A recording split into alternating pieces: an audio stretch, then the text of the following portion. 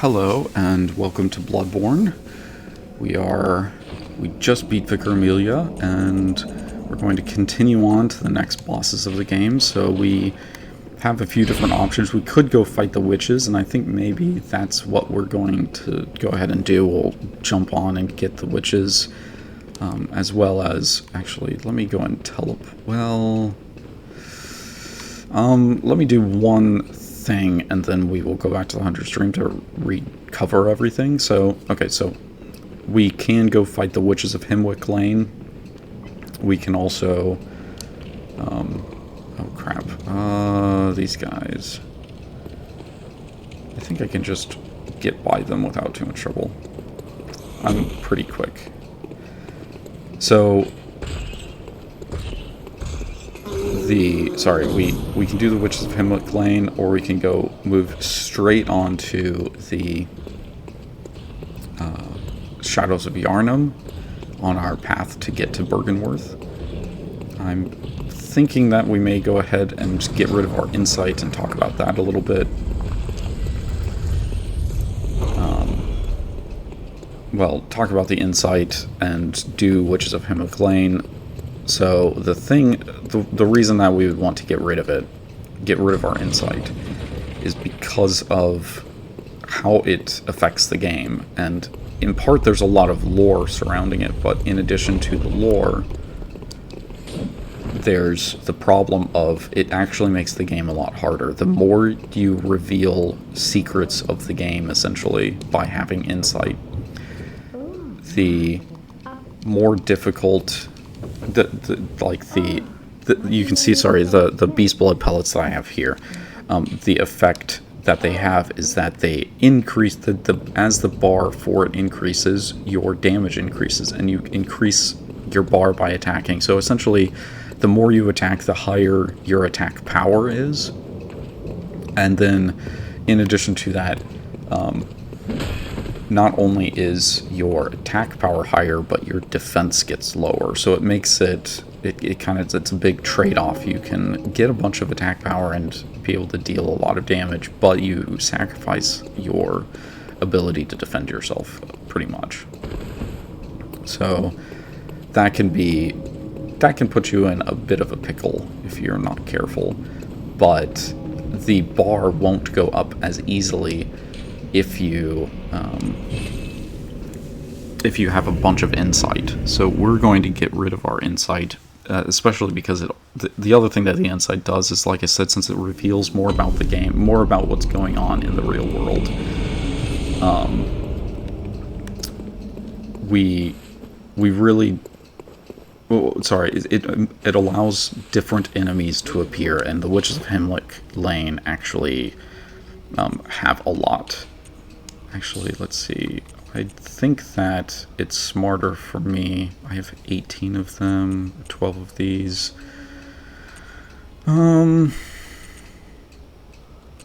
Let's get more of these guys. Let's get 5 more of those, and the rest of that. Okay. Let's see. The Witches of Hemwick Lane can summon enemies, and if I have 0 insight, then they can't summon anything. Now, when I begin their battle, I will get 1 insight, so I can't do anything about that. If I die, then I can get rid of that last insight, and I won't have any problems. Oh, so the person that we talked to, that we knocked on the door of, is this lady, and we need her for the end of the game, which is why I went ahead and talked to her. And see, so we talked to, this is Eileen the Crow. So we talked to her before, and now we're going to talk to her again and go back to where Father Gascon, or as I typically call him, Papa G. We will go back to where Papa G was, because that's where Henrik will be. And Henrik was Papa G's partner in crime and beasthood. So we're going to go and help Eileen kill Henrik, and that will put us on her good side, because, like I said, her whole deal is that she only fights hunters. She stops hunters from becoming evil, essentially. And we want her to... We want to be on her good side because she... There we go. And so she's gonna... I think I actually killed him before she even got here. Yep, there she is. She was supposed to help, but I managed to kill him before she got here. That wasn't necessary of you, but you have my thanks. We made it with our lives. You're not half bad at all. You must have killed Gascoigne as well, then? He was falling apart. I'm sure it had to be done, but try to keep your hands clean. A hunter should hunt beasts. Leave the hunting of hunters to me.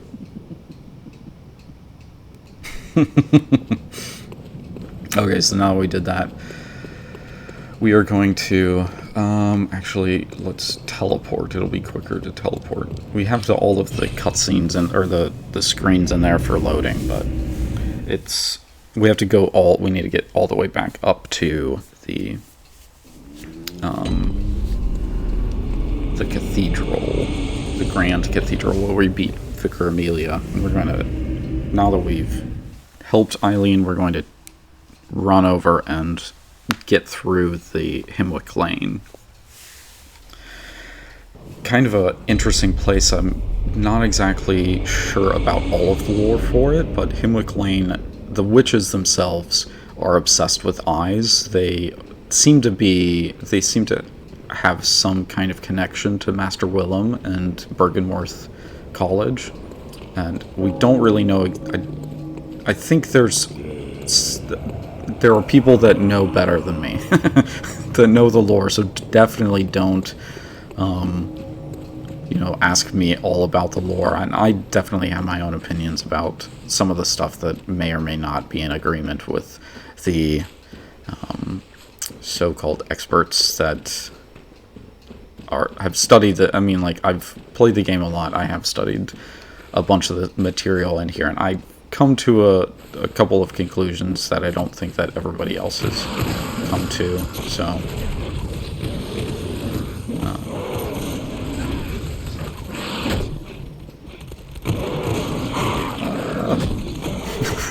just not even going to care. We're just going to get straight over here if we can. Dodge, dodge, dodge, dodge, dodge. Haha, take that. Okay, we are now in Hemwick Lane. So Master Willem does stuff with eyes. The Witches of Hemwick Lane, the motions that the attacks that they do, seem to suggest that they cut the eyes out of their victims. So it does seem like they know something about the same things that Master Willem knows. We're just not exactly clear on what that is. You know what? I know what I've been not doing. And that is, I have not been using elixirs to hide my movement. But that's okay. I'm still kind of getting through this pretty quickly, so that's okay. Come here. Let's see. I should have a blue elixir. Sorry, I'm double checking that I'm not getting attacked, so I can get into my inventory and go and use a blue elixir here if I have any, and it does not look like I have any, so that's just the way of it, which is okay. We are going to just... We can run past all of these, it's just safer to have an elixir. And there would be even more enemies here if we had any insight whatsoever. And so since we're ignorant of the world, weirdly enough, that means that we're safer. Ignorance is bliss, I guess. Let's see. Don't you dare knock me off. Don't touch me. No touching. It's not allowed.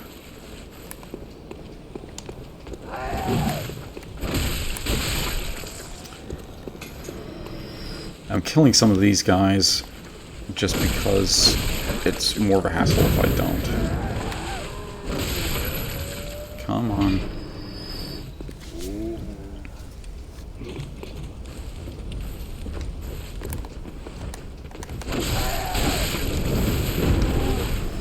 Okay, let's try to bait an attack.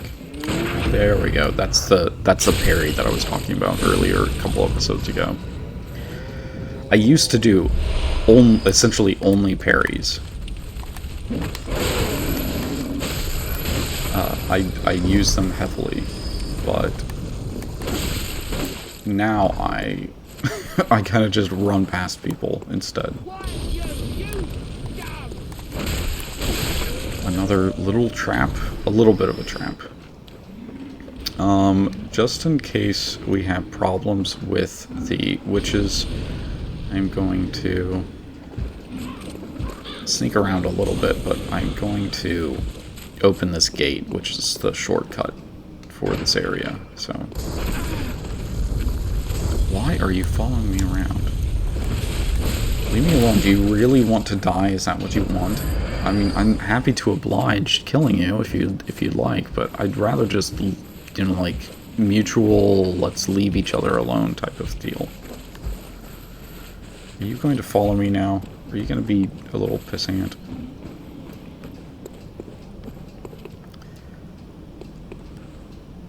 I don't care about you.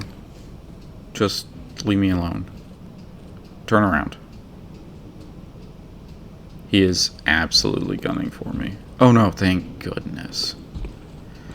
Sorry, I'm also waiting for... There's some witches up there. There's 3 of them that kind of body block you a bit if you're not careful. And there's another big guy hiding around the corner of this house thing right here. So...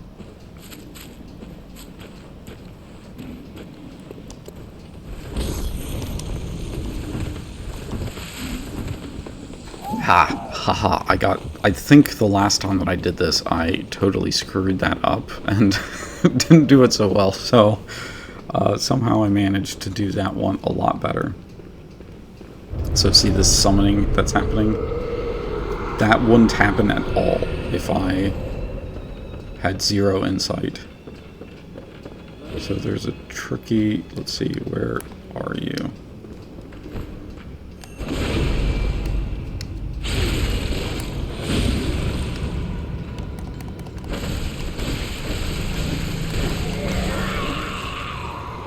Dokie. That's good. But now we need... So there's... Strangely enough, there isn't just one of these. Can you leave me the fuck alone? So there's 2 of them. Can you... Oh wait, no. I don't care about you. I do want you, though. Because since there's 2 of them, you can't tell quite yet that there's a that there's 2 health bars, but there are 2 health bars. So we are knowing that we want to be sure that we get both of them down if we can possibly help it.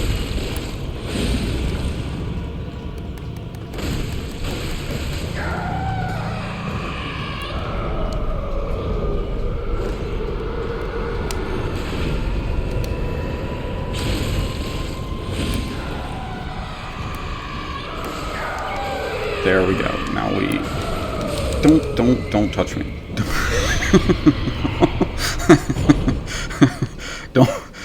Don't be doing that. Okay. And I don't really have to go down here. This would be a opening for a key item allowing you to use runes. And you can... So the 4 things at the top are the runes that I have equipped right now. They do a lot of stuff with bullets. I think I have... Let's see. Yeah, so I think I do more damage with visceral attacks, and I gain bullets when I do visceral attacks. So that's the reason for that stuff being there. Let's see. Okay, so we need to teleport one more time, and we will head on our way to the Bergenworth College and to the Shadows of Yharnam to unlock some of that stuff. I don't know that we're going to get all the way to the Shadows of Yharnam. We may be able to get one try in on them, at the end, it kind of depends on how a little bit luck here. I can sometimes screw it up a touch on getting through the Forbidden Forest or the Forbidden Woods, but hopefully if like I said, if we're lucky, then we can get through it. So like I said, the church and Bergenworth College got into disagreements about how human evolution should happen, and because of their disagreement, they ended up completely separating, and ultimately the church ended up gaining more power and more influence, and they now you can hear my cuckoo clock. They gained more influence and ended up banning and sealing off the Forbidden Woods and the entrance to Bergenworth College. So here's our friend Alfred, but we don't really need to talk to him too much. I'm just pointing out that he's there. Alfred is really good about giving you lore. He's one of the few people that actually gives you any kind of lore. Okay, so we gave the password to unlock this door, and the person on the other side keeping it closed is already dead. It's so cool. I love that about the game, those little touches in the game.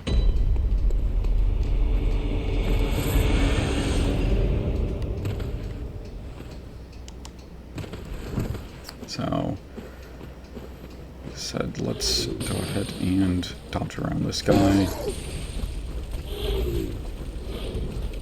And wait, did I run past it? Oh no, don't kill me. Oh my gosh. Fine.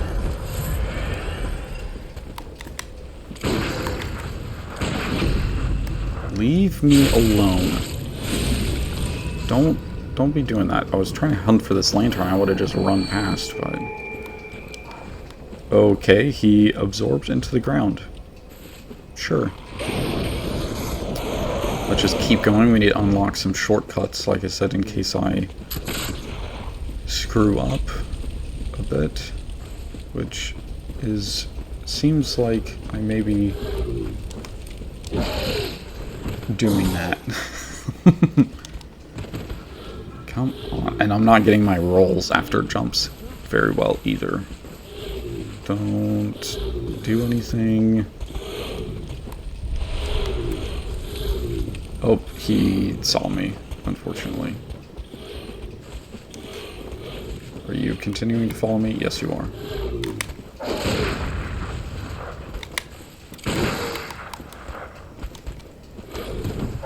Leave me alone, would you?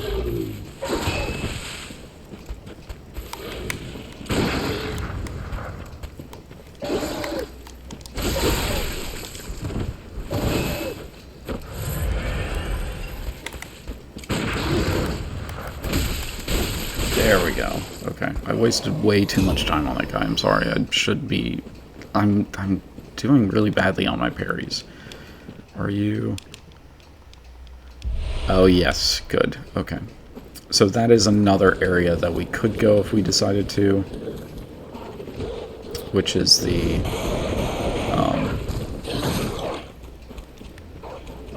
sorry. We could go over to the cathedral and take a look and see what will be revealed to us. But for now, like I said, we're just going to go to we're going to go to Bergenworth. There's another area with a boss that we could go to, and I've run through that section pretty quickly as well. But for now, let's just do this stuff.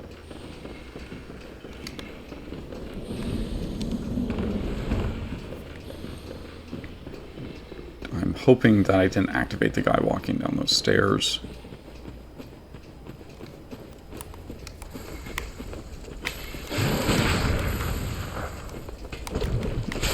There we go. That was a good parry that time. I was kind of waiting for that attack because that attack is a really easy one to parry. Nope, give me the blood vials. This means we can just keep going and not bother. So I need to take this elevator all the way up. Otherwise, I would just step on it and make it go. But we need to run past Falter, who is another NPC that we could get help from. He represents the League, which the League is sort of like is kind of like another group of hunters, but the hunters are special because of their connection to a guy in the Hunter's Dream. This guy is kind of a regular guy who's in charge of the League, which tries to kill off all the beasts. And Falter is actually really, really cool, and to be able to get the to be able to do the platinum for the game, you do have to kill him, which is very unfortunate, because I always regret having to kill him, because he's actually a really cool character. I mean, he looks a little funny because of he's wearing a pail on his head, but despite that, he's really strong. You can summon him in a number of different places, and that's kind of the cool thing about him. Okay, nope, I just don't want to get touched. Oh wait, was I supposed to run off? Oh, here we go. Here's where I want to be. This is where I want to go. Don't get hit.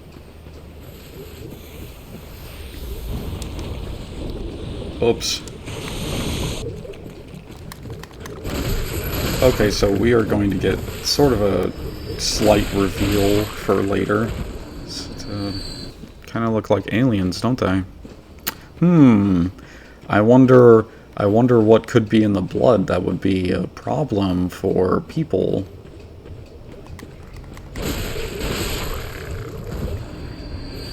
That we might not want them to have in their blood.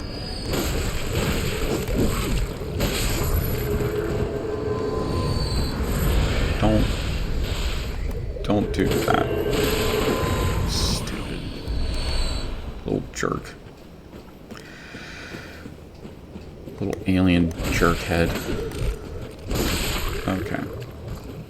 Well, that's okay. I wanted to make that jump, but since we didn't, that's okay. We'll just keep moving on.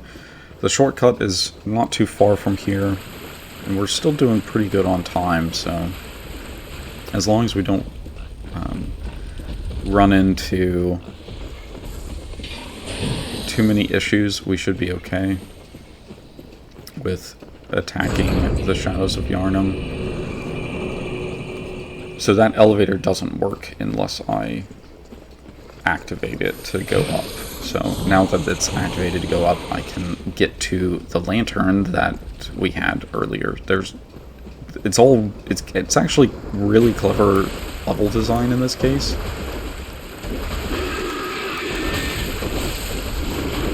Don't poison me, jerk.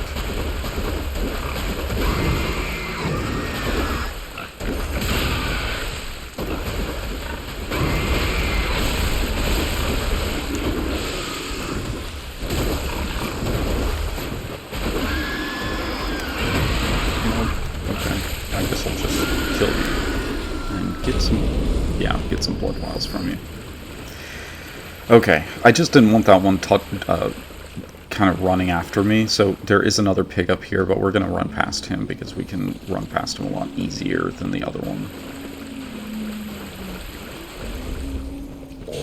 See, so he screams, and that gives you enough time to run past him, and he has to turn all the way around to be able to start chasing you, so he's really easy to get by, but the other one could really cause some issues if I am not careful, which is why I killed him. And now we are going straight into the next boss fight.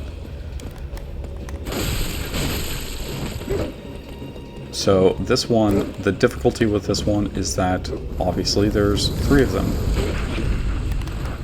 and they require a lot of precision and timing to not get hit by their attacks.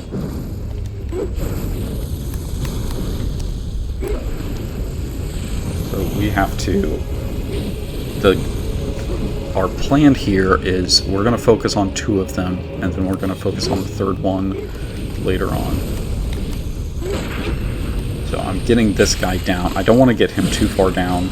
That's actually about as far down as we want to get him. We want this one too. But he doesn't have too many attacks that can be parried. So for now, we're just going to race around and lead these guys on so that they're far away from this one, and we can run to him and get a couple more attacks in. The reason that we don't want to bring their health too far down is because they kind of transform. They have a second phase. Well, they have a second and a third phase. In their second phase, they get extendo arms, and they become snakes, which you kind of might have seen as I was going through the Forbidden Woods. There were little like balls of snakes, essentially, which can be very annoying if you're not because they have like really quick attacks and they can poison you and such. Okay, so with that being the case, we are now pretty much right at the edge of when the second form starts happening, so we want this guy to follow us up. Oh wait, I went not.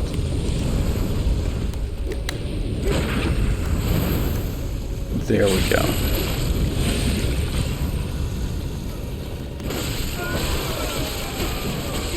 We want to kill him.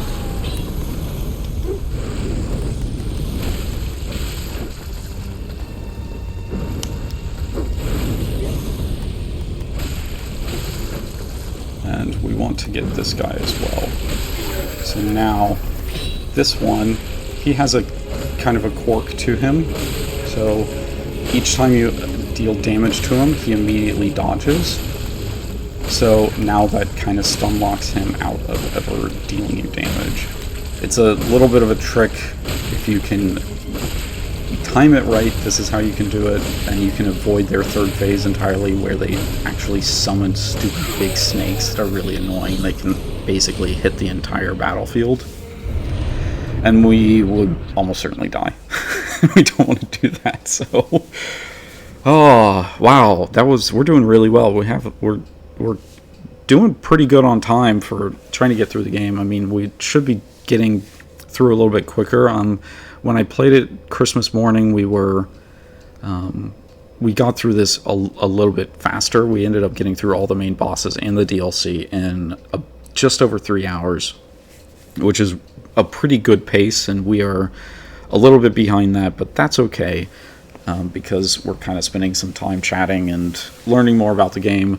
So this particular area, I didn't really talk about the Shadows of Yharnam. We don't really know much about them, why they're here necessarily, and what their goal is, what their intention is, because it seems like they might be from the society that's underground, and we don't exactly know why particularly. Now, the other thing about it is that the snakes in the game are very particular to this area. There's not really any other snakes anywhere else in the game. So,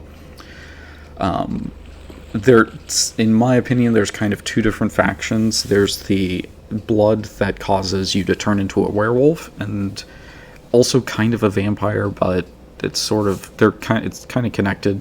Then there's blood that turns you into those blue kind of alien-looking guys. And it seems like the blood that's causing these people to turn into snakes, it's not really clear exactly whose blood it is that causes this. So, I'm not exactly sure what the decided upon lore is for the Shadows of Yharnam, but they just seem to be... Yharnam is an important name in Bloodborne. So, anyway, thank you all for watching, and I hope you enjoy these episodes and playing through Bloodborne and kind of getting to see the different bosses. And we've had quite a number of very unique bosses, and that's really what I like about this game. There's so many of them that kind of they look different, they act different, and they may not necessarily be... I don't know how unique necessarily they are to the Dark Souls series as a whole, but they definitely feel, to me, I like these bosses more than the bosses that I did in Dark Souls, and Dark Souls 3 particularly, and I played through most of Dark Souls 2, so the bosses that are in there as well, I felt like the bosses in this game are better designed and just feel a lot better in trying to fight them. I know that there's, like, I'm kind of blazing through them, but that's kind of how it goes for like, when you get really good at Dark Souls games and such, it can be really easy to kind of run through these bosses. I'm meaning that that's true of any Dark Souls game, whether it's Sekiro or Dark Souls 3 or Demon Souls or this game. They all can be run through really quickly if you know what to do. But even still, it still feels good to me to be able to beat these bosses. So in the next episode, we will go through that door right there, and we will move on to Bergenworth College, and we will have a little party with Rom, and maybe we will, after that, clean up by going to the side area that I talked about before when I got the item called the Tonsil Stone, and fight the boss there. So that will be it'll be Rom and the Amygdala will be probably our next bosses. Thank you all for watching, and I will see you next time.